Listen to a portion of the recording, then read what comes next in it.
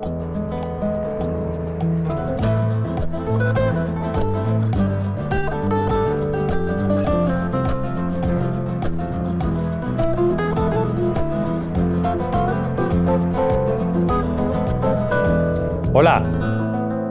hemos llegado a una nueva lección y eso nos da la oportunidad de estudiar y aprender más del idioma que nos interesa en este curso, la lengua en que escribían sus novelas tanto el español Miguel de Cervantes como el colombiano Gabriel García Márquez. En nuestros estudios de español hemos trabajado muchísimo en un buen número de lecciones con verbos, tanto con tiempos verbales, como el imperfecto, el condicional y el pretérito perfecto, como con verbos específicos, como estar y ser. También hemos estudiado, por ejemplo, una gran variedad de pronombres, desde pronombres que funcionan como objetos directos e indirectos, hasta pronombres reflexivos y pronombres relativos. Lo que no hemos hecho en este curso hasta ahora es un estudio profundo de los adverbios y los adjetivos. Es hora de hacerlo. Vamos a empezar con un breve repaso de los 3 tipos de adverbios. Después les voy a describir adjetivos que cambian de forma antes de sustantivos singulares. También les voy a enseñar unos nuevos adverbios y nuevos adjetivos. Como he dicho en otras ocasiones, un aspecto importante de su trabajo como estudiante de español es no solo aprender nuevo vocabulario, sino también hacer el esfuerzo de emplear nuevas palabras al comunicarse en la lengua. Después, vamos a ver un poco más de vocabulario. Les voy a enseñar unos cognados nuevos que terminan con el sufijo -ion. Van a ver que este nuevo vocabulario les va a ayudar a expresarse mejor en español. Finalmente, nuestro último tema de esta lección será la literatura latinoamericana del siglo XX. Y, específicamente, les voy a hablar de la importancia de la gran novela del escritor Gabriel García Márquez, 100 años de soledad, publicada hace 50 años en el año 1967. Esta obra y El Quijote de Cervantes son las 2 novelas más importantes y más influyentes de la literatura escrita en español. Como siempre, tenemos mucho que hacer, así que a empezar. Antes de comenzar con los adverbios y los adjetivos, quería hablar de unas palabras nuevas que acabo de usar. Una de estas palabras nuevas es el sustantivo, repitan, el esfuerzo. ¿Y qué quiere decir el esfuerzo? Pues un esfuerzo es una acción para conseguir algo. Aprender español requiere mucho esfuerzo, pero hay otras actividades que también requieren esfuerzo. Perder peso requiere esfuerzo. Tocar la música bien requiere esfuerzo. De hecho, para hacer una actividad bien, hay que hacer un esfuerzo.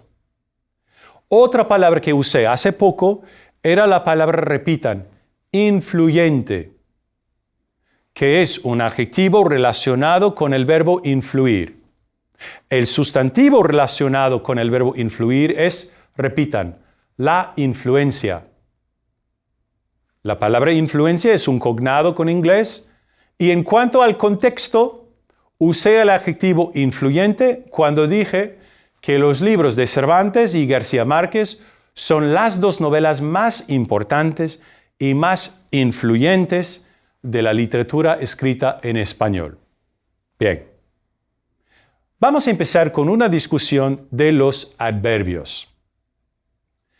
Adverbs are used to describe a verb, an adjective, or another adverb. And unlike adjectives, which change depending on the noun being modified, adverbs are invariable. There are three kinds of adverbs or adverbial expressions. First, there are adverbs that end in the suffix commonly used for adverbs in Spanish, which is mente. In the way that many adverbs in English end in the suffix ly, completely, necessarily, totally, many adverbs in Spanish end in the suffix mente. You'll remember that to form an adverb, you start from an adjective with which form of the adjective? The feminine singular form. And then to that you add the suffix mente. Let's start, in fact, with an adverb we've seen before. The way to say exactly in Spanish is exactamente, which means the masculine singular adjective form of exact is exacto, exactamente. Now, let's go in the opposite direction. We'll start with the adjective and then form the adverb from it. We know, for example, that the adjective for necessary is necesario.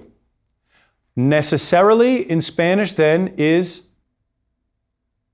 necesariamente. Given that the adjective for perfect is perfecto, the adverb for perfectly is perfectamente.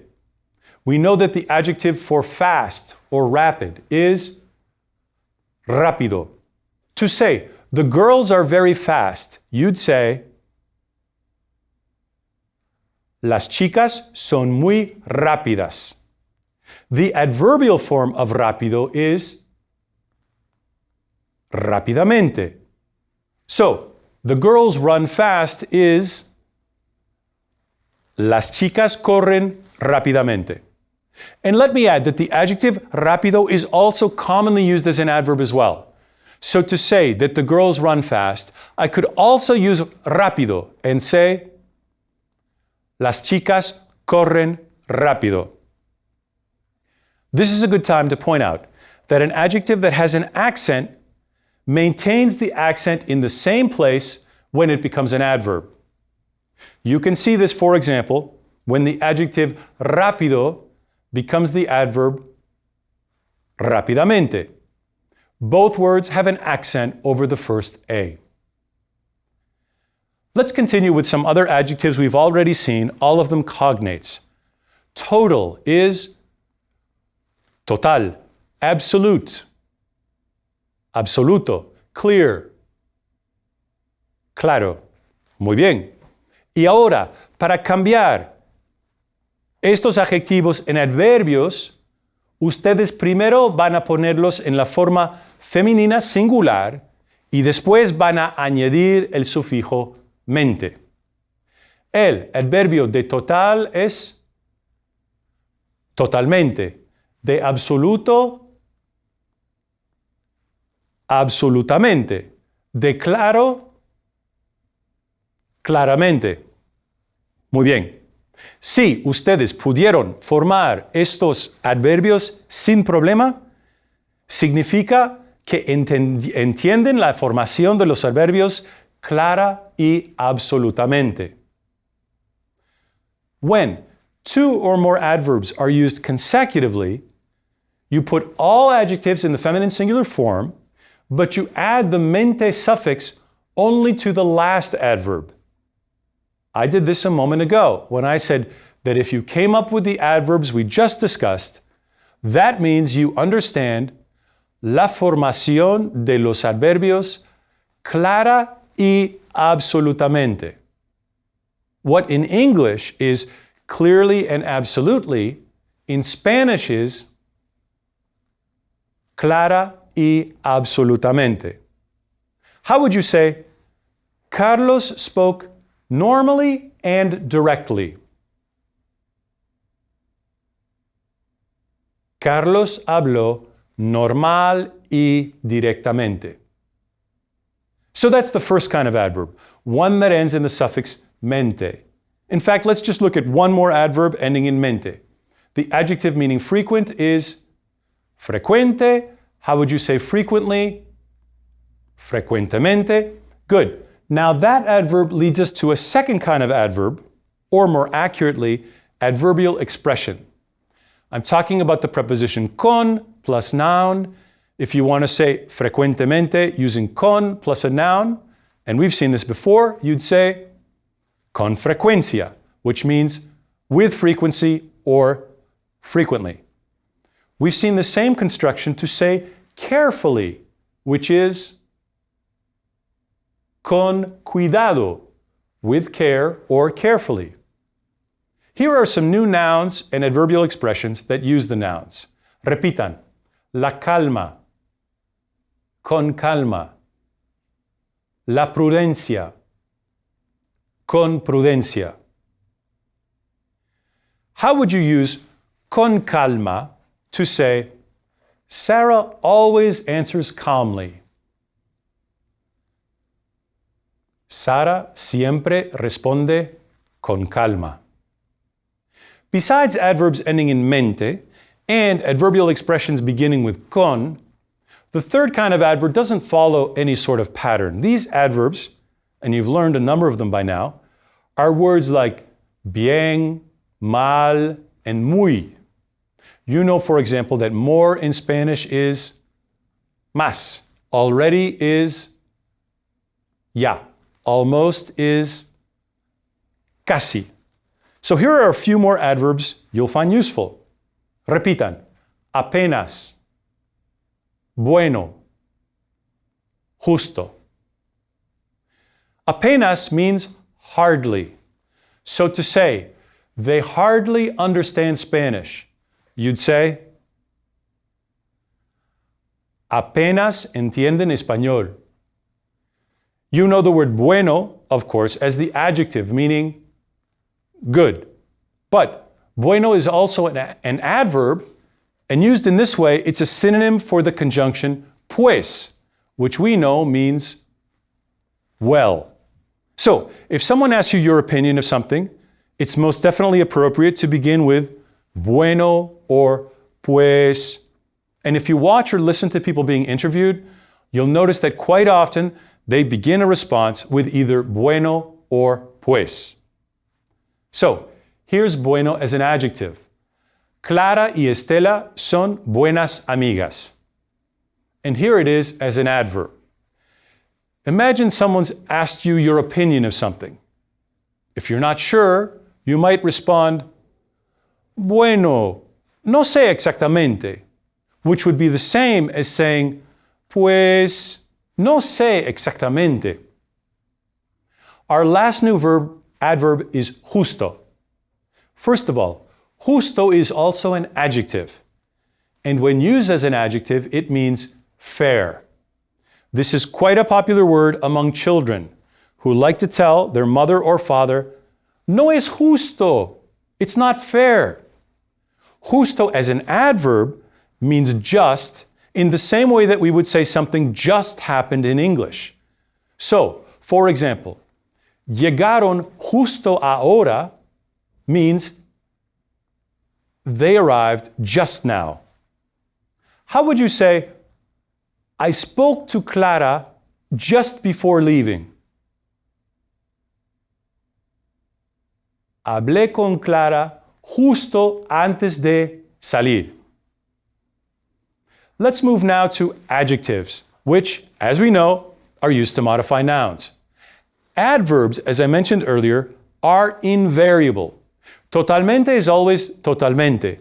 Con prudencia is always con prudencia. And apenas is always apenas. But adjectives have different forms because they must agree in number and gender with the noun being modified. Right now, we're going to look at just one kind of adjective. Adjectives that need to be shortened when they're used before a noun. Let me remind you that typically in Spanish, the adjective follows the noun. But there are some adjectives that can precede a noun. And several of these adjectives drop the O when used before masculine singular nouns. Adjectives that do this include repitan, bueno, malo, primero, tercero. The way to say a good day is un buen día. The first man is el primer hombre. My third son. Mi tercer hijo. And remember, with bueno, malo, primero, and tercero, this shortening only happens when these adjectives are used before a masculine singular noun. If I put malo after the noun, a bad restaurant would be un restaurante malo. If I put the adjective first, it would be un mal restaurante. And if I want to say the first class and put the adjective before the noun, I'd say la primera clase. No shortening there because la clase is feminine. Another adjective that's shortened when used before a noun is grande, which becomes gran before both masculine and feminine nouns. I can say, for example, Ana es mi gran amiga. You may have noticed earlier in the lesson that I used shortened adjectives before nouns when I mentioned un buen número de lecciones and una gran variedad de pronombres. In our next lesson, we'll be discussing several other kinds of adjectives, but for now, let's move from adverbs and adjectives to vocabulary. In a recent lesson, we looked at nouns with the suffix miento. Now I'd like to look at another group of nouns, ones that end with the suffix yon, preceded either by the letter C or the letter S. So we'll be looking at words with the suffixes sion and sion. In our first course, we looked at a number of nouns with these suffixes, and almost all of them were cognates. Let's reacquaint ourselves with a few of these nouns. I'll give you the English, you give me the Spanish with the definite article, which will always be la. Okay, here we go. Situation. La situación. Expression. La expresión. Attention. La atención. Celebration. La celebración. Comprehension or understanding. La comprensión. Television. La televisión. Lesson. La lección. Education. La educación. And function. La función. And this last word, la función, can mean function as in the purpose of something, or it can mean a performance. In Spanish class, for instance, I could talk about la función de una preposición. Or, speaking about a performance, I might say, la función empieza a las 8. And let me digress for a moment to talk about a pronunciation difference between English and Spanish. Listen to all the possible endings of the English words I've been discussing. We have, for example, situation, sh, attention, ch, television, j, function, ksh, and lesson, s. So, the consonant sound before the final un can be sh, ch, j, ksh, s. That's quite a variety of sounds. In Spanish, all of those words would end with the same sound, sion. The only difference would be in central and northern Spain, where a speaker would pronounce the CI with a f sound and say, for example, la situación. But even that speaker would use the sion sound when pronouncing, for example, la televisión. My point here, pronunciation in Spanish is quite often simpler than it is in English. Now, back to the words themselves. As I mentioned, all of those words are cognates, which is quite common for words with these suffixes. We also saw in the first course one word that's not a cognate, the word for explanation, which is la explicación. And just recently in this course, we learned the noun for relation or relationship, which is the cognate la relación. So, let me introduce you to some new cognates with the ending of yon. I'll give you the English, you give me the Spanish. Discussion. La discusión. Condition. La condición. Occasion. La ocasión. Communication. La comunicación. Operation. La operación. Impression. La impresión. Intention. La intención. Population. La población. And if you write these words, I hope you remember the Carolina spelling rule. In Spanish, the consonants C, R, L, and N are the only ones ever doubled. So it's la impresión, one S. Same with the end of la discusión, one S. And note the single M in la comunicación. Let's put a few of these cognates into a sentence. How would you say, I told them? Les dije. Good. Now say, I told them my impression of the investigation of the situation. Okay, that's a bit long. Let's do it in parts. I told them my impression. Les dije mi impresión of the investigation, de la investigación, of the situation, de la situación. Altogether, it's les dije mi impresión de la investigación de la situación. Here's one more word ending in ción. Repitan, la dirección.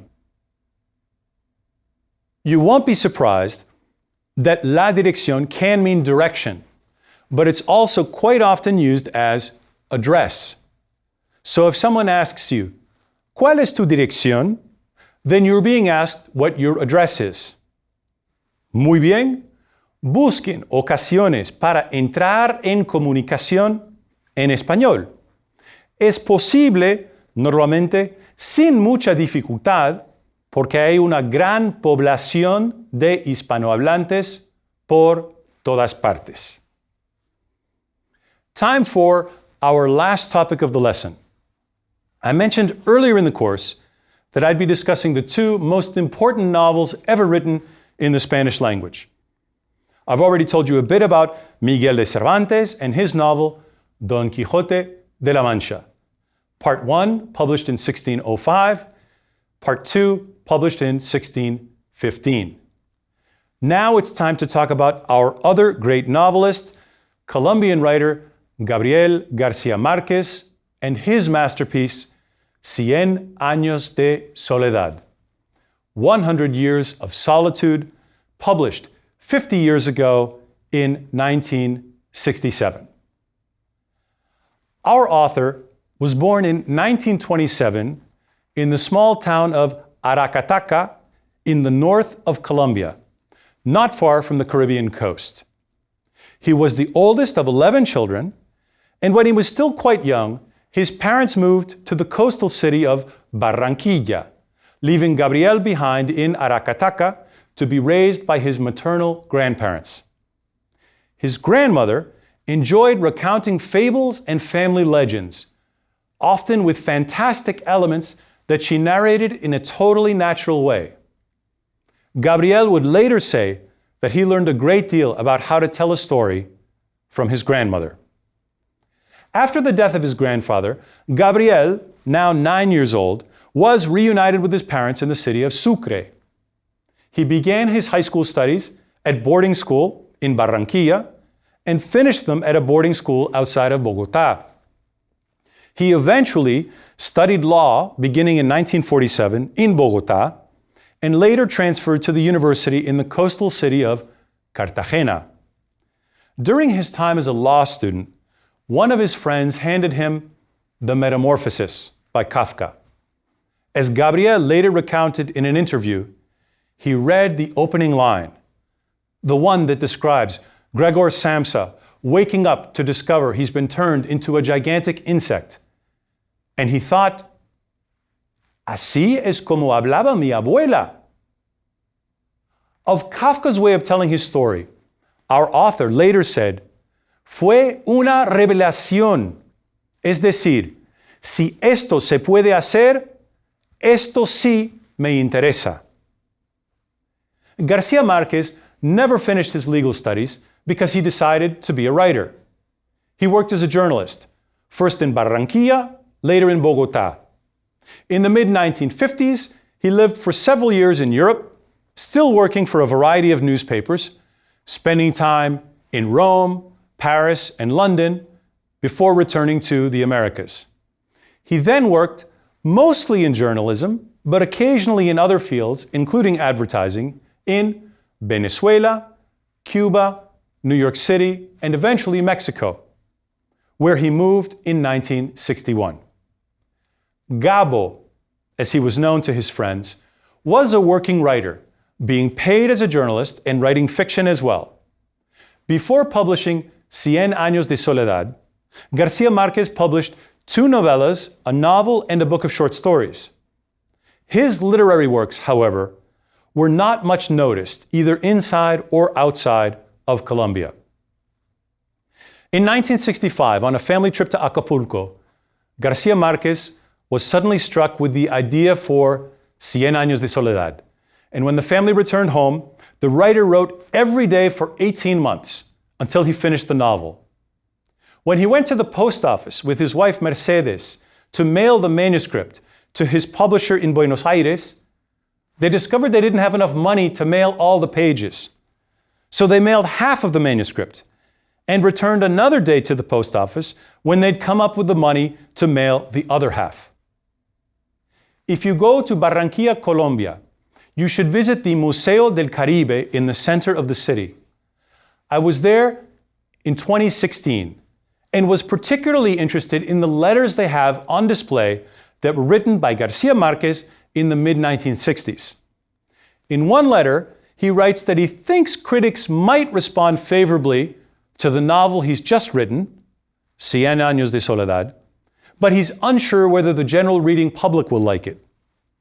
In another letter, he's concerned that maybe the print run for this new novel, 8,000 copies, might be too much. Nothing he had ever written to this point had sold even 1,000 copies. On May 30th, 1967, Cien Años de Soledad was published. Its first print run of 8,000 copies sold out within 3 weeks in Buenos Aires. The novel is that rare work of fiction, both lauded by critics and adored by the wider reading public. Soon after it was published, all sorts of people from all different social classes were reading the work and praising it. The great Chilean poet, el gran poeta chileno, Pablo Neruda, said of Cien Años de Soledad, es la mejor novela que se ha escrito en español después del Quijote. That is certainly a ringing endorsement of the work from a literary giant. But there's more to the story. As Neruda himself told it, he had heard from his wife that Cien Años de Soledad was a fabulous novel that he needed to read. Before Neruda had actually read it, he was at a theater festival in Manizales, Colombia, when some journalists asked him his opinion of Cien Años de Soledad. His response, and remember, he hadn't read it yet, was, es la mejor novela que se ha escrito en español después del Quijote. When he returned home, Neruda told his wife to get him the book because now he really needed to read it. He read Cien Años de Soledad in one sitting, and his reading only confirmed the opinion he had shared with the press. The poet later proclaimed, sí, es la mejor novela después de Cervantes. Cien Años de Soledad is set in the fictional town of Macondo, which Garcia Marquez based on Aracataca, and tells the story of 7 generations of the Buendía family. The novel recounts the fictional exploits of the family in a context that mirrors the history of Latin America. Various generations of Buendias are affected by, for example, the recent independence of Colombia, a civil war, the arrival of the railroad, and the presence of American fruit companies in Colombia. Beyond its plot, closely linked to the history of Colombia, the novel intertwines the mundane occurrences of life with moments of the fantastic, a style often referred to as magical realism. Garcia Marquez did not invent this style in a Latin American context. The Cuban writer Alejo Carpentier was among Garcia Marquez's predecessors, who wrote works combining the everyday with the marvelous. But Cien Años de Soledad became the most well-known Latin American work considered magical realist. Speaking of his own approach to writing and his interest in including marvelous happenings in his work, Garcia Marquez once said in an interview published in English, "Caribbean reality resembles the wildest imagination." Literary historians include Garcia Marquez among the writers who make up the boom, Latin American boom of the 1960s and 70s. This was a time when the reading public turned to Latin America in order to find new ways that novels could be written. Besides Garcia Marquez, other prominent writers of the boom included the Argentinian author Julio Cortázar, Mexican author Carlos Fuentes, and the Peruvian writer Mario Vargas Llosa. Gabriel Garcia Marquez won the Nobel Prize for Literature in 1982 and became one of the most famous authors in the world. The novel, whose author worried that it might not sell out its initial print run of 8,000 copies, has, since its publication, sold 50 million copies. The great Colombian author died on April 17, 2014 in Mexico City. His Cien Años de Soledad and Cervantes' Don Quixote are the most translated literary works ever written in Spanish. Justo antes de concluir esta lección, quiero mostrarles unas palabras nuevas que son cognados porque las voy a usar en un momento. Bien, y ahora voy a terminar nuestra breve discusión de Cien Años de Soledad con una nota personal. Como mencioné hace poco, la fecha de publicación de la novela fue el 30 de mayo de 1967. Mientras yo escribía esta parte de la lección sobre García Márquez y su novela, miré un calendario y vi que era el 30 de mayo de 2017.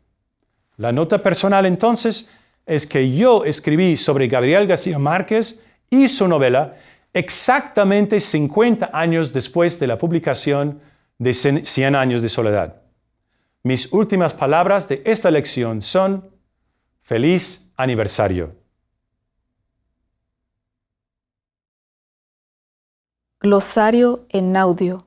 Lección 21. Give the Spanish for the following English words. Then repeat the Spanish word. Effort. El esfuerzo. To make the effort. Hacer el esfuerzo. Influential. Influyente. Exact. Exacto. Necessarily. Necesariamente. Perfectly. Perfectamente. Quickly. Rápidamente. Totally. Totalmente. Absolutely. Absolutamente. Clearly. Claramente. Calm. La calma. Calmly. Con calma. Prudence. La prudencia. Prudently. Con prudencia. Hardly. Apenas. Fair. Justo. Just. Justo. discussion, la discusión, condition, la condición, occasion, la ocasión, communication, la comunicación, operation, la operación, impression, la impresión, intention, la intención, population, la población, direction, address, la dirección, solitude, la soledad, note, la nota, personal, personal, publication, la publicación, calendar, el calendario. Actividades de conversación. Lección 21. repeat the following words. Situación. Educación. Atención. Expresión. Discusión. Celebración. Lección. Función. Televisión. Comprensión. Formación. Posición. Comunicación. Revelación. Condición. Decisión. Operación. Investigación. Población. Tradición. Intención. Solución. Ocasión. Impresión. Change the following adjectives to the corresponding adverb using the suffix mente. For example, exacto, Exactamente. claro, Claramente.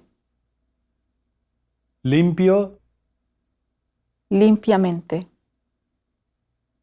inteligente, Inteligentemente. rápido, Rápidamente. útil, Útilmente. maravilloso, Maravillosamente. fácil, Fácilmente. feliz, Felizmente. eterno, Eternamente.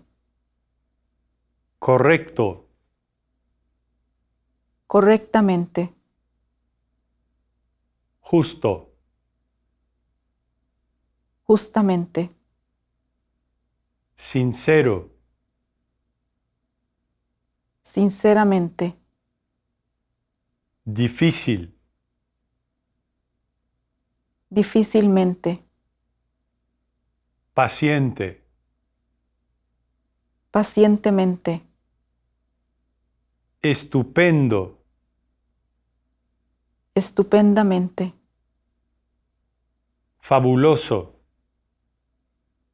Fabulosamente. change the following adverbs to adverbial expressions. For example, difícilmente, Con dificultad. frecuentemente, Con frecuencia. rápidamente, con rapidez,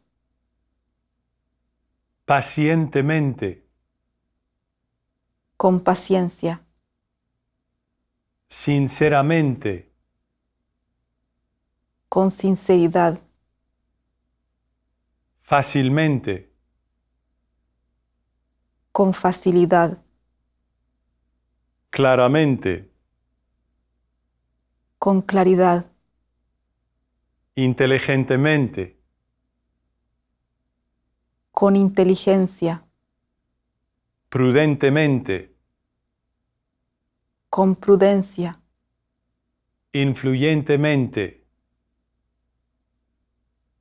con influencia, cuidadosamente, con cuidado, intencionalmente, con intención, amablemente. con amabilidad.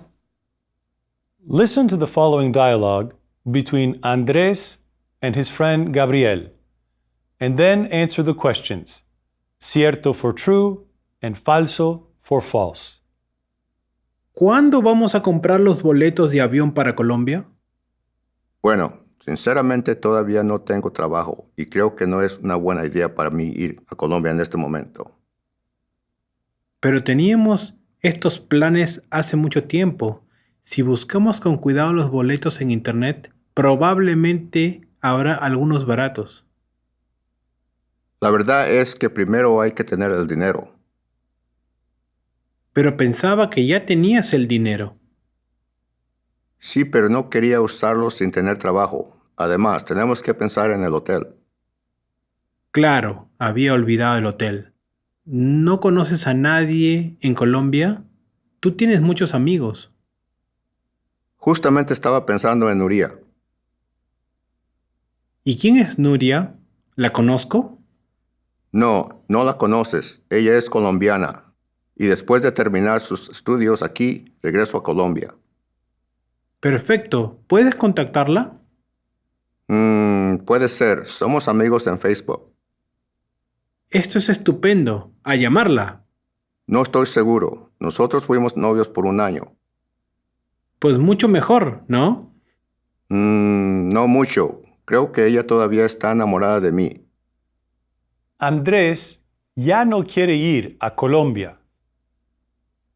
Cierto, Andrés tiene trabajo hace un año. falso, Andrés no tiene muchos amigos. falso, Gabriel no conoce a Nuria. cierto, Andrés y Nuria son amigos en Facebook. cierto, Nuria no es colombiana. falso.